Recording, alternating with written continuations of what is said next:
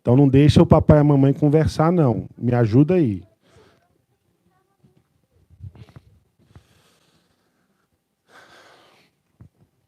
Irmãos, esse foi para mim um dos textos que muito trouxe algumas dúvidas, algumas questões para que eu pudesse entender, né? Quando eu meditava, quando eu lia as Sagradas Escrituras, eu fazia alguns questionamentos com relação a esse texto. Né, ali, quando eu realmente entendi a minha fé no Senhor Jesus Cristo, quando eu procurei ler a Bíblia, eu fazia algumas perguntas assim. Primeiro, Jesus foi tentado, mas ele não era Deus? Né? E eu lembro que eu lia, eu ficava assim, mas Tiago fala que Deus não pode ser tentado e ele não tenta ninguém. E eu sempre aprendi que Jesus era Deus, né? Ele é uma pessoa da Trindade. Sabe aquelas dúvidas de adolescente? Aquelas dúvidas que a gente sentava com o Mário na esquina ali da Rua Espanha para conversar, né? Depois eu li esse texto e falei, qual era o problema de Jesus Cristo fazer pedra virar pão? Afinal de contas, ele pegou 5 pães e 2 peixes e multiplicou e fez um monte de gente comer. Qual que seria o problema? Ele não é Deus, ele não tem essa autoridade, ele não tem esse poder. Eu até não tinha dificuldades quando a oferta que Satanás fazia, ou a tentação de Satanás com relação à adoração, isso era fácil de resolver. A gente sabe que a gente tem que adorar só a Deus. Então eu não tinha muito problema com isso. Mas essas 2 primeiras questões me faziam pensar um pouco. E depois eu percebi. E depois com estudo, reflexão, perguntando, lendo, a gente percebe que Satanás aqui está oferecendo algo tentador. Está oferecendo algo que, de certa forma, facilitaria muito a vida de Jesus. Porque o que Satanás está oferecendo aqui é glória sem cruz. Glória sem cruz. Se você ler o texto, você vai perceber, e eu gostaria de primeiro que a gente fizesse uma leitura desse texto, e eu gostaria de fazer algumas observações para depois a gente fazer. Eu devia estar atrasado para alguma coisa, e agora o alarme tocou. Perdão, irmãos. Eu gostaria de fazer a leitura desse texto, fazer algumas explicações para que depois a gente passasse para as aplicações desse texto. E olha só que interessante, o texto começa o seguinte, a seguir. Jesus foi levado pelo Espírito ao deserto para ser tentado pelo diabo. A seguir aqui, se você voltar aí no capítulo 3, você vai ver um momento glorioso na vida de Jesus. Ele é batizado e acontece algo maravilhoso no batismo de Jesus, onde o próprio Deus diz, este é o meu filho amado em quem me compraz. Deus está aqui fazendo uma afirmação. Antes da tentação, há uma gloriosa afirmação. Este é o meu filho amado em quem me comprazo. A seguir a esse momento, Jesus Cristo é levado pelo Espírito. O Espírito leva o Filho de Deus para o deserto com o propósito de ser tentado. E às vezes a gente pode procurar aqui alguma coisa, não foi bem o Espírito Santo que levou, não é bem assim, mas quando a gente lê o Evangelho de Marcos, o Evangelho de Marcos fala que ele foi impelido pelo Espírito. E a palavra ali é, Jesus não tinha alternativa, ele tinha que ir. Fazia parte do plano de Deus Jesus Cristo ir para o deserto. E o texto diz que depois de jejuar 40 dias e 40 noites, teve fome. O texto paralelo de Lucas fala que ele foi tentado durante os 40 dias e 40 noites. Se você voltar lá no Evangelho de Lucas, no capítulo 4, verso 1, você vai ler, Jesus, ele Verso 2, durante 40 dias, sendo tentado pelo diabo. Nada comeu naqueles dias, ao fim dos quais teve fome. Então foi um tempo intenso de ataque, de tentação. E é interessante nós percebermos que a tentação vem no momento onde fisicamente Jesus Cristo estava fragilizado.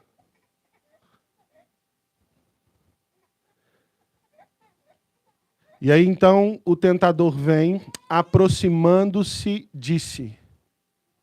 O que Satanás faz aqui? Ele lança as duas primeiras tentações que ele fala para Jesus Cristo, que ele faz com Jesus Cristo, é lançando dúvida de quem Jesus é. As duas começam, se és filho de Deus, se és filho de Deus. Mas espera aí, o que Deus tinha falado no batismo mesmo? Este é o meu filho amado, em quem me comprazo. Existe uma afirmação clara de Deus e existe, após, no momento de tentação, no momento de fragilidade, uma dúvida. Se és filho de Deus, mostre-se como filho de Deus agora, para que nós possamos ver. Lança-se a dúvida em relação à identidade do Senhor Jesus Cristo. Por duas vezes, o diabo lança dúvida com relação à identidade do Senhor Jesus Cristo. Se és filho de Deus, faça com que estas pedras se transformem em pães. Jesus Cristo, então, ele citando ali Deuteronômios, ele fala, nem só de pão viverá o homem, mas de toda palavra que procede da boca de Deus viverá o homem. E aí eu quero trazer um paralelo, e esse texto me leva a alguns paralelos, me faz pensar em alguns paralelos. Eu tenho certeza que a Bíblia faz, o outro eu não posso afirmar categoricamente que a Bíblia faz, mas aqui eu tenho um paralelo onde o Senhor Jesus Cristo, em primeiro lugar, quando tem a sua identidade questionada, eu sou levado ao Éden e ver a primeira tentação, quando o diabo, quando Satanás, conforme o nosso irmãozinho disse aqui, tinha uma cobra aí, não tinha? Esse Satanás, como serpente, se apresenta diante dos nossos primeiros pais. E qual é a dúvida que Satanás lança na mente de Eva, para que ela ceda, para que ela caia na tentação? É uma dúvida com relação à identidade. O que a serpente propõe? Olha, vocês ainda não são como Deus. Mas se vocês comerem desse fruto, vocês se tornarão como Deus. Mas espera aí, como é que Deus fala no momento da criação do homem? Façamos o homem à nossa imagem, conforme a nossa semelhança. O homem é imagem e semelhança de Deus. Ele é parecido com Deus. Mas a dúvida que Satanás lança no Éden é com relação a identidade. Vocês ainda não são igual a Deus. E na tentação no Éden, no lugar perfeito, no lugar confortável, na zona de conforto, no lugar onde tudo era propício para que o homem mantivesse a sua perfeição, onde não havia ali necessidade, onde não havia ali fragilidade, os nossos primeiros pais caem em tentação. Eles usam do livre-arbítrio que tinham para escolher o pecado. Mas Jesus Cristo, no deserto, 40 dias e 40 noites em jejum, buscando a presença de Deus, fragilizado, com fome, ele vence a tentação. Ele não permite que a sua identidade, que é definida por Deus, seja questionada. Eu não preciso te provar que eu sou filho de Deus. Eu sou filho de Deus. Eu não preciso satisfazer as minhas necessidades mais básicas de qualquer maneira ou do meu jeito, do jeito que melhor eu entendo que elas podem ser satisfeitas. É isso que transformar pedras em pão significa. É a busca da satisfação de uma necessidade legítima de uma maneira ilegítima, de uma maneira equivocada. Eu não preciso me mostrar. Ou talvez o pastor Sam aqui, com aquele sotaque nordestino, falaria assim, me amostrar que eu sou filho de Deus. Porque não é só de pão que vive o homem. As minhas necessidades básicas, na verdade, não são supridas por qualquer coisa desse mundo. Mas a minha necessidade mais básica é conhecer a vontade do Pai. É viver a vontade do Pai. É viver de toda a palavra que procede da boca de Deus. Existe esse paralelo. Existe também um outro paralelo, porque os textos que Jesus Cristo cita são de Deuteronômio, que é o último livro que está sob a autoridade de Moisés, e é o resumo, e é a aplicação da lei, e Moisés vai falar que o caminho do deserto que o povo de Israel passou para que eles pudessem depender e confiar no Senhor Jesus Cristo. Você vai ver claramente isso, né, quando você lê em Deuteronômios no capítulo 8. Assim diz, ele te humilhou e te deixou ter fome e te sustentou com o maná que tu não conhecia, nem teus pais o conheciam, para te dar a entender que o homem não viverá só de pão, mas de tudo que procede da boca do Senhor viverá o homem. Por que o povo andou 40 anos no deserto? 40 anos, 40 dias de Jesus. É um paralelo que eu não posso afirmar que a Bíblia faz. Mas não dá para a gente não pensar nesse paralelo. Lembra por quê que eles tiveram que experimentar 40 anos no deserto? Porque uma geração antes, com exceção de Josué e Calebe, não confiaram em Deus, não dependeram do Senhor. Por mais que eles tenham visto todos os feitos maravilhosos de Deus contra o Egito, que até então era potencialmente a nação mais poderosa da época, e Deus liberta o povo de Israel do domínio do Egito de forma maravilhosa, sem que eles levantem uma única mão para a guerra. Eles passam a pé enxuto no mar, lembram disso? E é interessante você entender esse paralelo também, porque Paulo vai falar que quando eles passam a pé enxuto, ali no mar, Paulo chama aquilo de o batismo de Israel em Moisés, se você olhar em 1 Coríntios capítulo 10. A passagem a pé seco no mar foi uma espécie de batismo, um momento glorioso para Israel. E logo após um momento glorioso, uma tentação. Logo após o batismo de Jesus, deserto e tentação. Eles passam a pé enxuto, eles celebram a Deus, eles glorificam a Deus. Mas quando Moisés manda os espias olharem a terra, vamos lá ver essa terra que Deus falou, que manda leite e mel. Os 12 espias, eles olham a terra, eles examinam a terra. Eles são ali espiões mesmo, olhando tudo, e eles voltam com um relatório. Como é que é a terra, povo? A terra é tudo que Deus falou.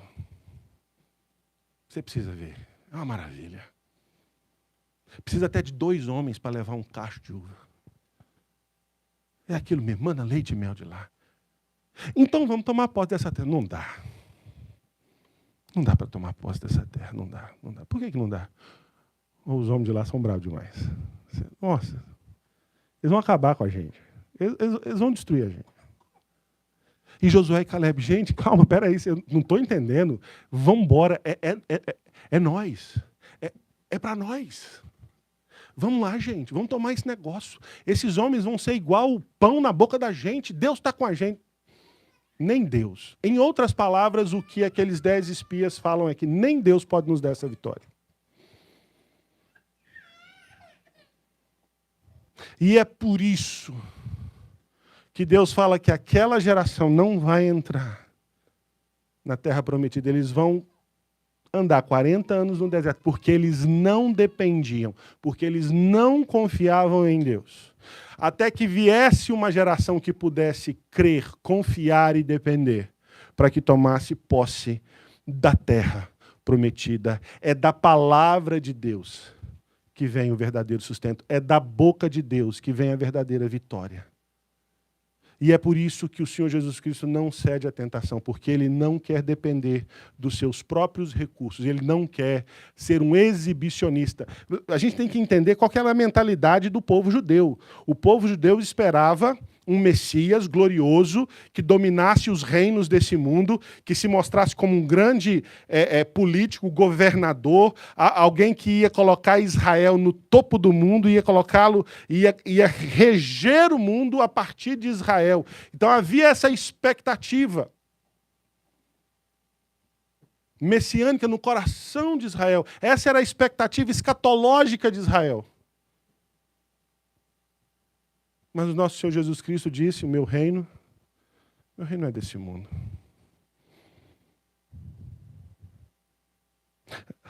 O nosso Messias não é de direita, nem de esquerda. O nosso Messias não precisa ser votado para governar. O nosso Messias nunca perdeu o controle, por mais que as coisas aparentam estarem ruins, estarem desafiadoras e difíceis, ele continua no trono, ele continua reinando e ele continua fazendo as coisas conforme o conselho da sua vontade. E talvez somos nós que pendemos por um lado e por outro e procuramos Messias. E colocamos a nossa expectativa nesses Messias. Tem um que até tem um sobrenome, né? E eu não estou falando mal de nenhum dos dois, apesar de ter minha preferência. Mas eu estou falando que os nossos olhos precisam estar no lugar certo.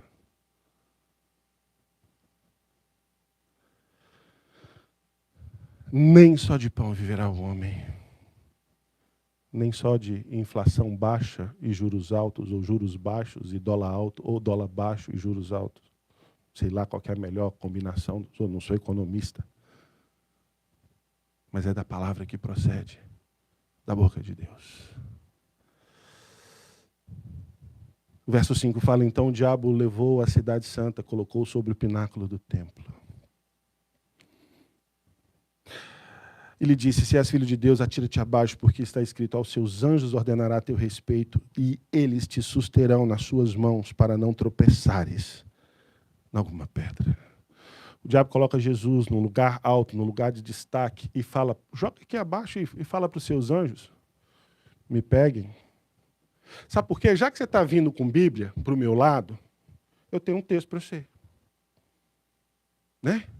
E o diabo vai citar o quê? O Salmo 91. O diabo vai citar ali o Salmo 91, versos 11 e 12. E o que o salmista diz? Olha só, porque aos seus anjos dará ordens a teu respeito para que te guardem em todos os teus caminhos. Eles te sustentarão nas suas mãos para não tropeçares em alguma pedra. Está na Bíblia. Primeiro, a gente precisa tomar um cuidado. Mesmo a palavra de Deus, na boca do diabo, ela sempre vem com um significado distorcido. Sempre vai faltar alguma coisa. Se você prestar atenção, quando o diabo cita o Salmo 91, verso 11 especificamente, ele omite o final do verso 11. Todos os teus caminhos. Ele vai só até ali, porque aos teus anjos dará ordem a teu respeito para que te guardem. E ele para por aí. Ele intencionalmente omite um pedaço do texto. E é justamente o pedaço do texto que deixa claro que os caminhos que Deus tem para o seu ungido. Os anjos vão te sustentar. O texto é o seguinte, se a gente pudesse fazer aqui uma exegese mais rápida, você pode, porque aos seus anjos você vai dar ordem a teu respeito para que eles te guardem em todos os caminhos que Deus tem para você. Enquanto você andar nos caminhos de Deus, enquanto o Messias andasse, o Salmo 91 é messiânico, enquanto o Messias andasse em todos os caminhos de Deus, ele teria a proteção dos anjos. Ele teria, sim, a autoridade. Mas não é em qualquer caminho, não é no caminho que ele escolheu, é no caminho que Deus havia traçado para ele. Meus irmãos, a gente precisa tomar cuidado. E o que o Senhor Jesus Cristo nos mostra aqui é que nós precisamos conhecer a Escritura de maneira que nós temos que entender também o que o texto quer dizer. O que é o propósito de Deus naquele texto. Porque senão a gente vai acolher e aceitar conceitos, teologias e práticas que são completamente contra a vontade de Deus, são completamente antibíblicas e a gente usa a Bíblia para isso, distorcendo o significado do texto.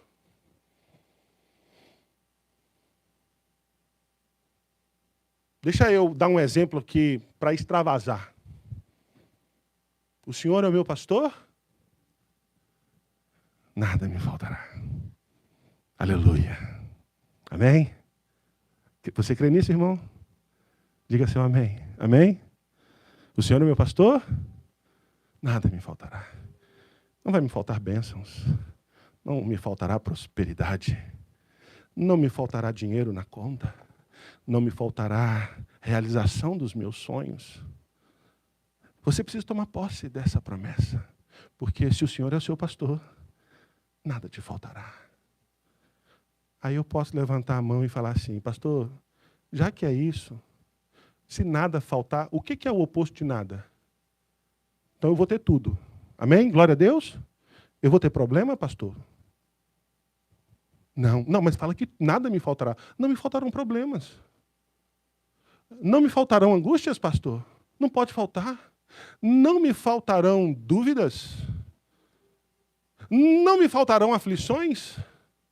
Já que a gente está indo para esse tipo de interpretação, então vamos colocar tudo na conversa.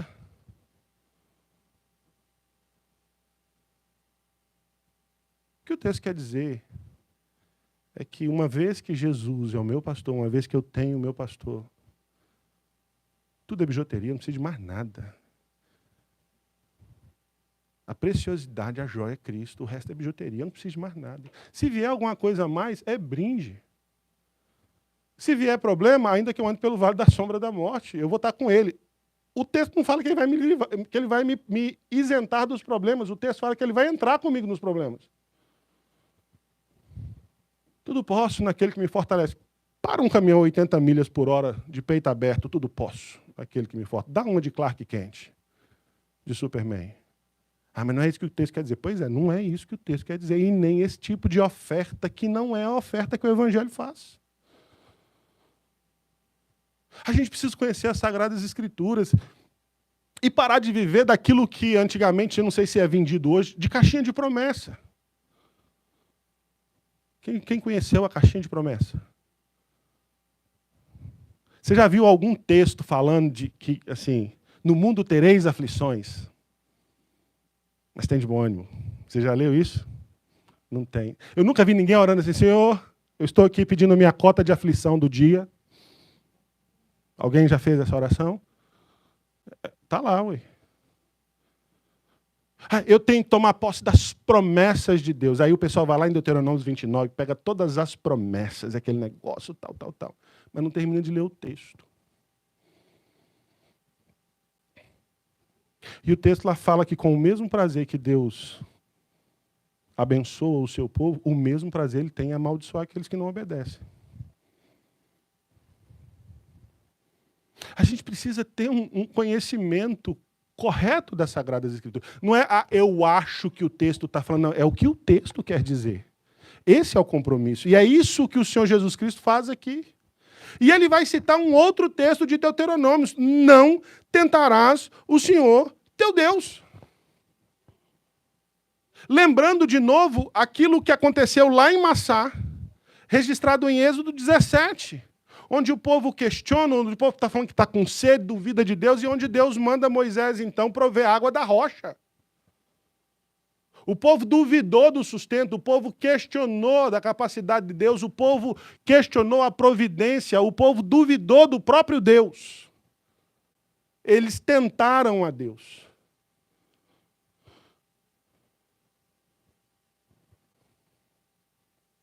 O verso 8 fala: levou ainda o diabo a um monte muito alto, mostrou-lhe todos os reinos do mundo e a glória deles. Aqui é uma coisa interessante. É possível duas interpretações. Uma interpretação, que é a que o reverendo Hernandes Dias Lopes segue, ele fala que aqui Satanás é um estelionatário, ele está oferecendo aquilo que ele não tem. Porque os reinos desse mundo tudo pertence a Deus. E essa interpretação, ela é coerente com o texto, ela faz sentido, o texto dá margem para que isso seja entendido. O diabo aqui está sendo um estelionatário, oferecendo o que não tem para Jesus. Me adore, que os reinos do mundo serão teus. Existe uma outra interpretação possível também, baseado naquilo que, lá na primeira epístola de João, fala que o mundo jaz no maligno. Então, que existe sim dois reinos, né? Existe sim o povo de Deus e o reino do diabo, que o diabo domina, que o mundo jaz no maligno, e se você for ver aí as filosofias, as ideologias e uma série de coisas que estão acontecendo, sendo defendidas, né? Que são anticristãs, que são antibíblicas, que são anticristo. Pode-se entender também que o diabo está oferecendo para Jesus que, olha só, senhor, olha só, o suposto filho de Deus, eu faço todas essas nações irem na sua vibe, se você for na minha. Me adore, eu te dou sucesso. Me adore, você não quer maior alcance? Eu te dou o alcance. Os reis desse mundo, eu domino sobre todos eles. São meus servos. Não tem compromisso com Deus, tem compromisso comigo. Uma outra interpretação cabe, e as duas cabem ao mesmo tempo.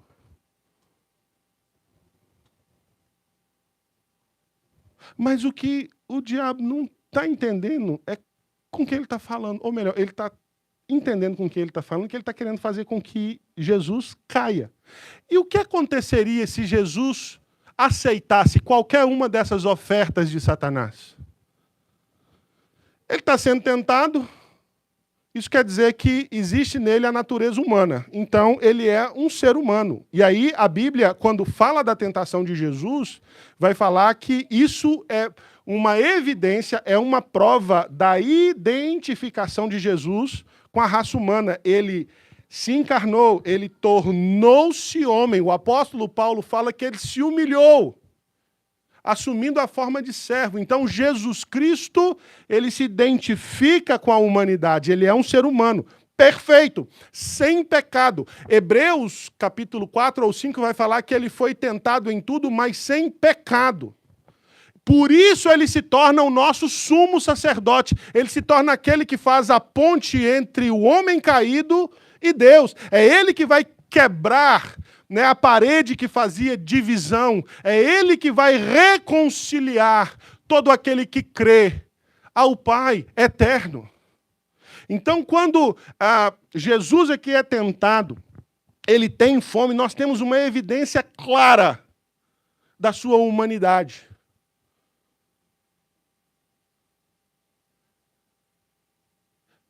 E se ele cedesse à tentação, ele pecaria. E se ele pecasse, o sacrifício dele seria merecido. Morrer na cruz era o que ele merecia. O sacrifício dele não teria nenhum valor para nós. Mas porque ele venceu o diabo, porque ele venceu a tentação, ele pode ser o nosso sumo sacerdote, ele pode ser o Cordeiro de Deus que tira o pecado do mundo. E o Senhor Jesus Cristo, então, ele ele fala: não, retira de Satanás. Porque está escrito: ao Senhor teu Deus adorarás, e só a Ele darás culto. De novo, Deuteronômio, capítulo 6, verso 13.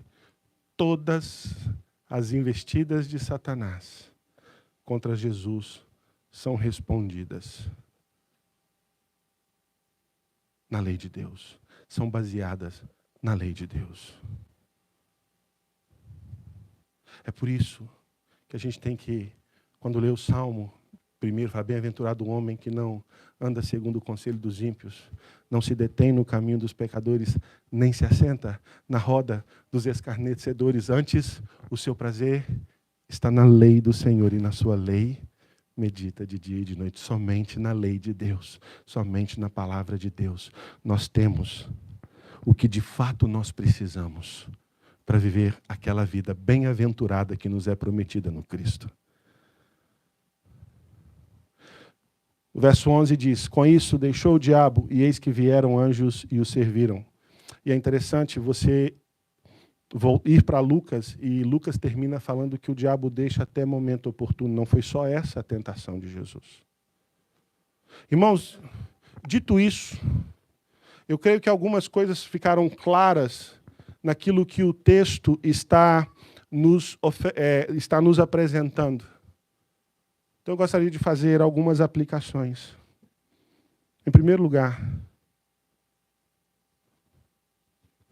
a providência de Deus muitas vezes vai nos levar em lugares indesejados.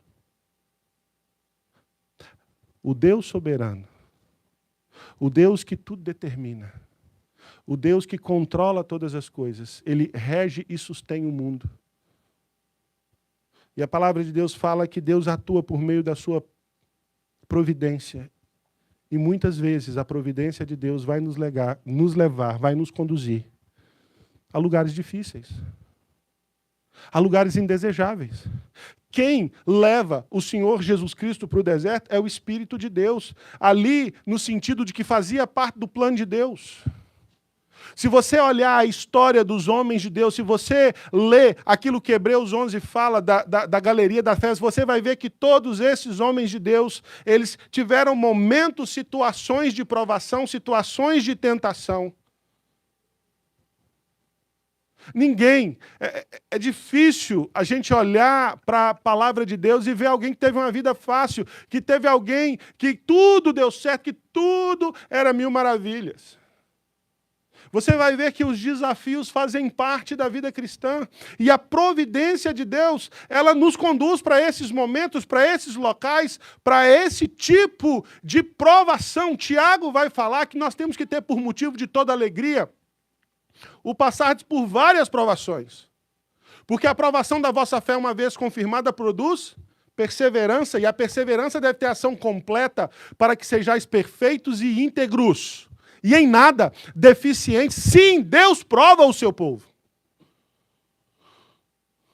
Deus nos prova. E o apóstolo Paulo vai falar que não veio provação que não fosse humana. Deus nunca manda uma prova além da nossa capacidade. E enfrentar a prova não é fácil. É desgastante, muitas vezes é angustiante. E é nesse momento de provação, Tiago continua falando sobre isso. É nesse momento de provação que muitas vezes o diabo vai aproveitar a fragilidade que a provação traz para nos tentar, para nos fazer cair em pecado. É muitas vezes na hora do aperto financeiro que o diabo vai oferecer uma saída rápida, fácil, mas que é pecaminosa, que é contra a vontade de Deus, que é ilícita, que é ilegal. É muitas vezes no momento que você se sente injustiçado por por alguma coisa que alguém tenha feito contra você, que você vai ser tentado a se vingar, a expor os podres dessa pessoa, a ceder à tentação de fazer justiça com a própria mão. Meus queridos, fome é uma necessidade básica. Nós temos várias necessidades básicas, mas nós não podemos tentar satisfazer essas necessidades que sejam as mais básicas de uma maneira contrária àquilo que a palavra de Deus nos direciona. Meu irmão, não ache, não creia, não entenda, não guarde no coração qualquer tipo de postura que conceba que Deus prometeu vida fácil para os seus. Porque se fosse fácil, nós não precisaríamos nem de Bíblia. Nós não precisaríamos de tanta instrução.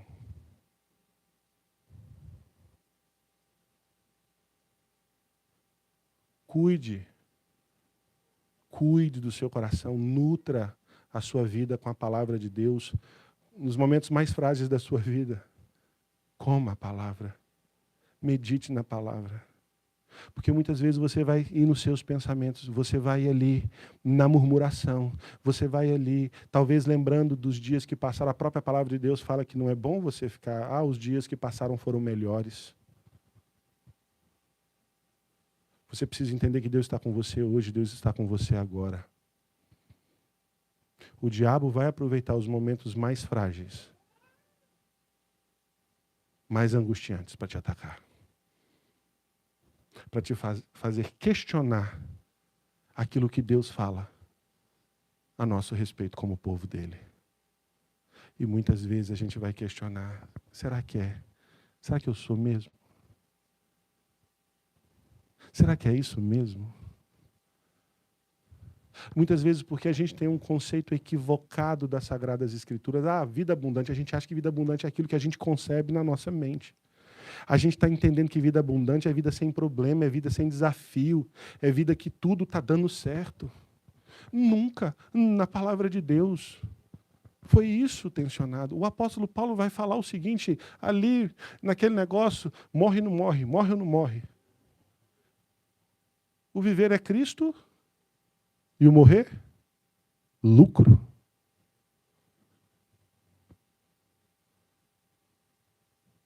Meus irmãos, preparem-se. O diabo vai aproveitar os momentos de fragilidade, de provação para te atacar. Mas nutra a sua vida nas Sagradas Escrituras.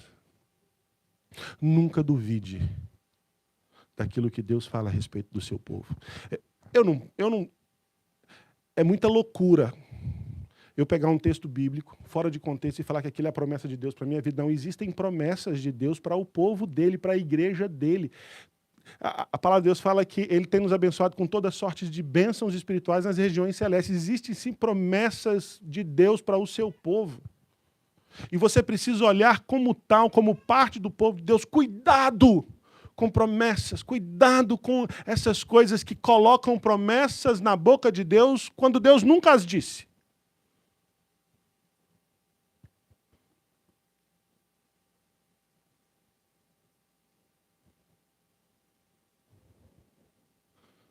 Segunda coisa, confie no Cristo. Ele venceu.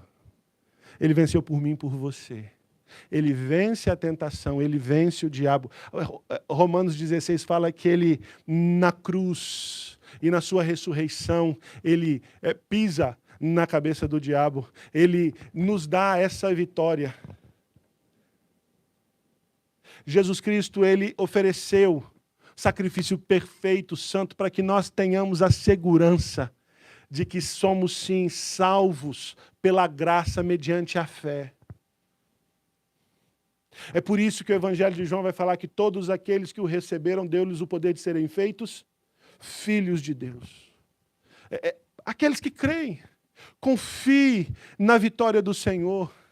Viva como um vitorioso. O apóstolo Paulo fala que em Cristo Jesus nós somos mais do que vencedores.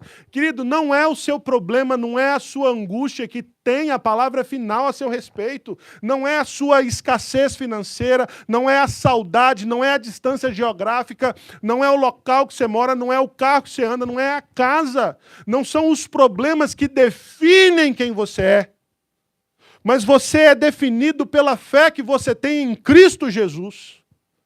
E em Cristo Jesus nós somos mais do que vencedores. Em Cristo Jesus nós temos vida abundante. Em Cristo Jesus Nós somos povo escolhido, nação santa, povo de propriedade exclusiva de Deus. Em Cristo Jesus nós temos propósito, nós temos sentido de vida. E o sentido de vida não é acumular riquezas aqui, mas o sentido de vida é viver inteiramente para a glória de Deus. Confie na vitória do Cristo. Se aproprie, para não falar tome posse, porque pode ser mal interpretado. Se aproprie daquilo que Cristo te dá por graça. Hebreus fala que Ele é o nosso sumo sacerdote. Ele nos liga até Deus. Querido, a vida abundante que nós temos é por causa de Cristo, é em Cristo, e não nas circunstâncias.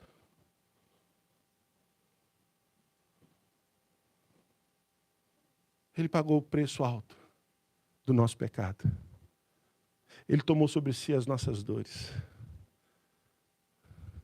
É como ovelha muda, ele foi levado ao matador para morrer a nossa morte, para que nós tivéssemos a sua vida.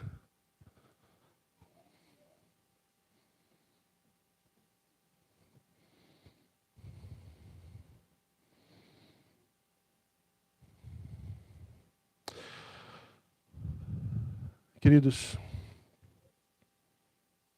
eu creio que esse texto é poderoso para nos instruir, para nos tranquilizar e para dizer que Jesus Cristo nos dá o caminho de nós não cedermos às tentações. O que a palavra de Deus diz? Resistir ao diabo e ele fugirá de vós. Querido, quando o diabo chega, é palavra, se nutra, põe ele para correr.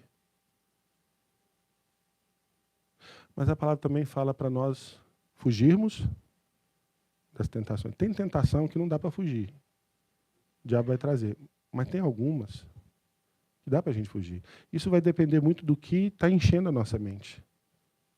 Do que está sendo a nossa nutrição.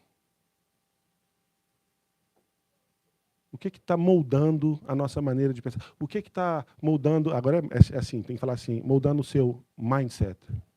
Né? O seu mindset é o quê? Que a sua mente, que o seu coração sejam nutridos por aquilo que Deus diz em sua palavra.